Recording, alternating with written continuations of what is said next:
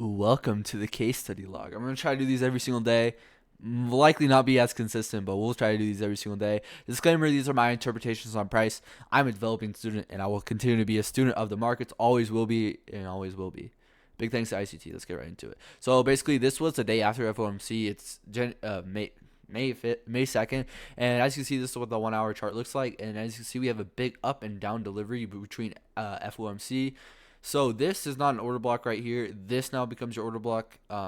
This is a reclaimed order block.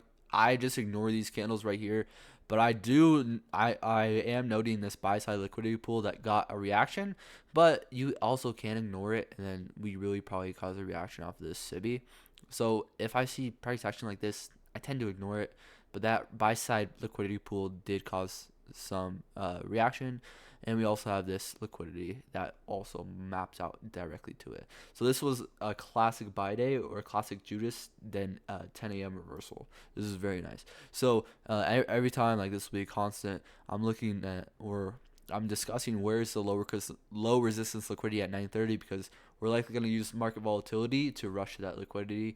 This is exactly what we end up doing here. We have a Judas swing, and where are we going? Right to that 5 minute imbalance. That's very key. We have a Judas swing into a 5 minute imbalance, and then we end up just selling off straight to that liquidity. That is a very nice entry, and this happens before the 10 a.m. window. So this move lower sets the stage up for this move higher. So this is that price leg zoomed down to the 1 minute. So here's what I'd be looking at. We have that 5 minute fair value gap noted on the 1 minute. We come up, and then maybe you're not confident within that, but then once you see price breakdown here, we have a fair value gap right there. You can take that, and then boom, come back to another fair value gap, and then sell off again right into this institutional overflow entry drill, and then displacement lower. And I do want to note the 950 macro, we end up manipulating higher up into that fair value gap, offering entry, and then we just end up selling off. And notice right where this move ends. This move ends right at 1010. Moves like literally perfectly right at 1010 is when we start to move back to buy side to then start a market maker buy model. And the reason why this is a market maker buy model is because this is just a stop hunt on the 1 hour, as we saw here. If we go back to the 1 hour, this is just a stop hunt leg in price, and then we know that we have all these equal lows up here. We just know probably, or we don't know because nothing's for sure, but price is likely to head to these equal highs up here than it is to sell back off lower, because we know we have liquidity, unfinished business rested above there. So that's kind of that. And then right here, we end up having a shift into that buy model. You're going to see a 1 minute change of state delivery. Right here, that 5 minute change of state delivery, I would say comes right here after there. And then we come up, get a retracement into this fair value gap. This would be your 5 minute model. So say you're looking on the 5 minute model, you're up, 5 minute change of state delivery right there, retracement back down, fair value gap. That's your entry up to buy side.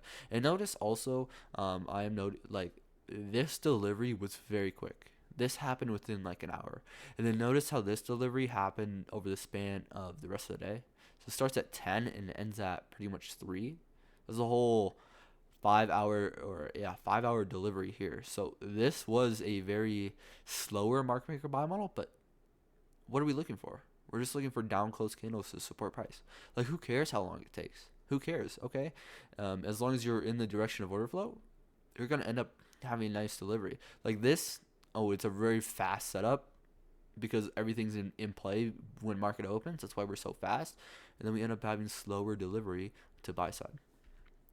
And then right here, this is that 1 minute chart, and these are the notable SMT, or these are the SMTs that I found in price, and then with ES. So right here we have a 1 minute. Right here is that silver bullet right here. That first fair value gap traded in the 10 a.m. hour. I don't really like saying like, oh, it's the first fair value gap, because there has to be context on why it would be the silver bullet. I just look for a fair value gap within 10 to 11. That's likely going to be that 10 a.m. expansion, and this is what we ends up happening. I wasn't really looking for like 15-minute retracements when I was looking back in this price leg, but we end up having SMT here, confirming this low here, displacement higher. You could take partials here, ends up playing out. We have fair value gap that got respected, down close candles, and then notice these down close candles. Come back in, then we come up, take this high, then we come back lower, then we take this high, and then we come back lower to take this low SMT. So this right here would be like kind of like a, we're taking buy side liquidity here, we're coming back down, and then we technically didn't take this on NQ, but since we have an SMT here, we know that ES is taking liquidity at these lows, so we can kind of treat this as, well, we know SMTs are pretty much just stop runs on NQ as well. So right here, kind of you have buy side, then sell side, then we start that move, and then we end up displacing higher. And this is kind of just slower delivery because we've had that fast-paced delivery to the sell side, and we're just gonna take our time. But this was a very nice day. Is if you're in line with order flow throughout either of these models, and if you have your stop loss placed in the right position, you end up having some nice runs here. But yeah, that's all I wanted to discuss over this model. I don't have anything else, and yeah, I appreciate you.